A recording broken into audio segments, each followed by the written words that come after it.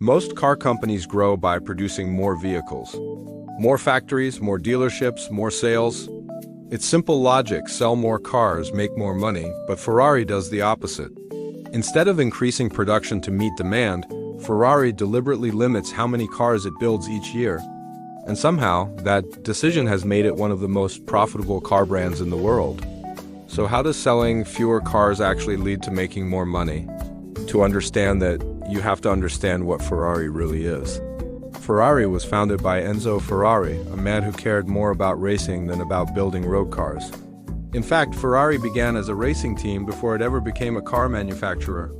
The company's DNA was built on competition, performance, and prestige. From the very beginning, Ferrari was never meant to be a mass-market brand. It wasn't created to compete with everyday car companies.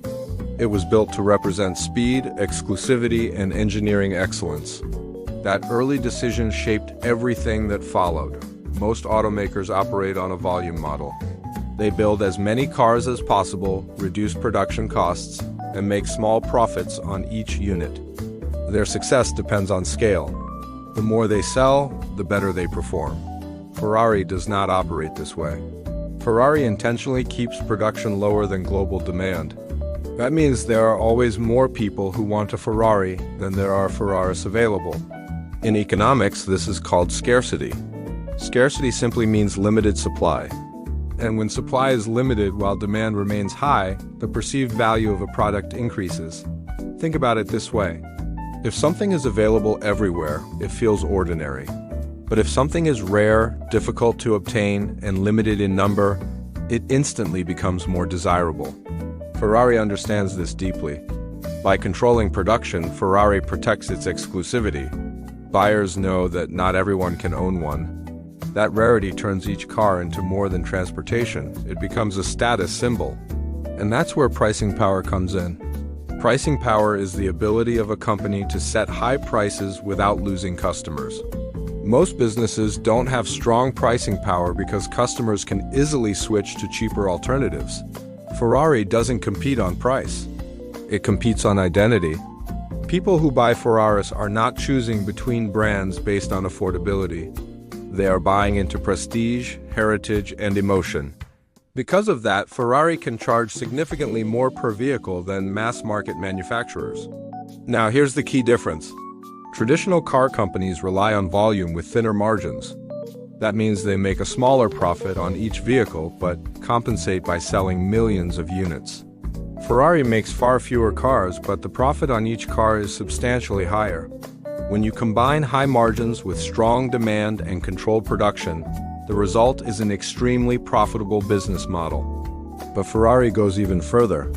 The company carefully manages who can buy certain models. Some limited edition Ferraris are not simply available to anyone with money. Buyers often need a purchase history with the brand.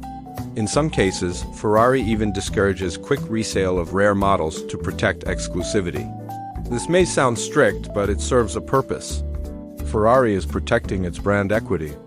Brand equity is the value a brand carries in the minds of consumers. It's built over time through reputation, performance, consistency, and emotional connection. Once damaged, it can be extremely difficult to restore. By controlling access, Ferrari ensures that its cars remain desirable, respected, and culturally powerful.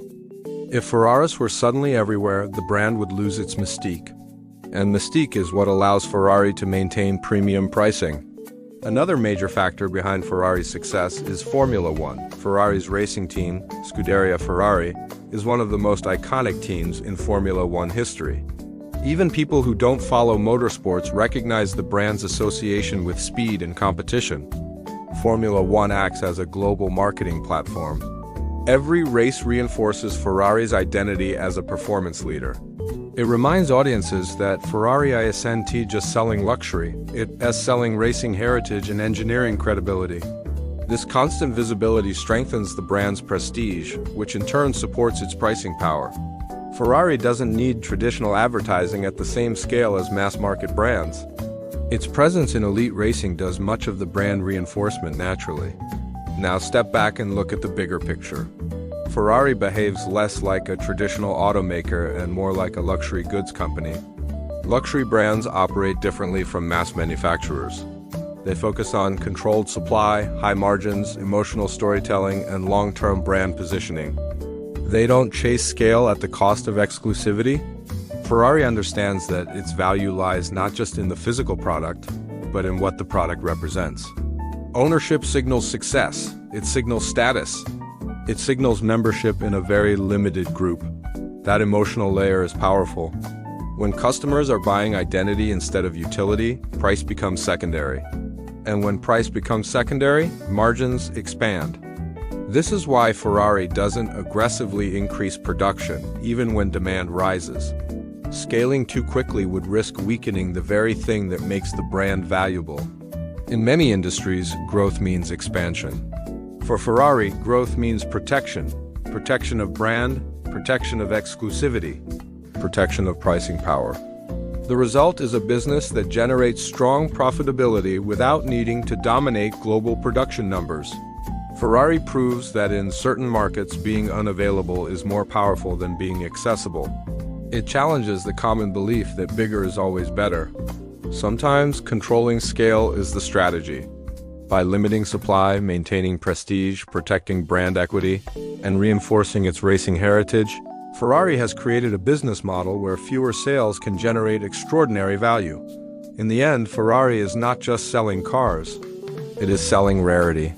And in a world where almost everything is mass-produced and instantly available, rarity is one of the most valuable assets a company can own.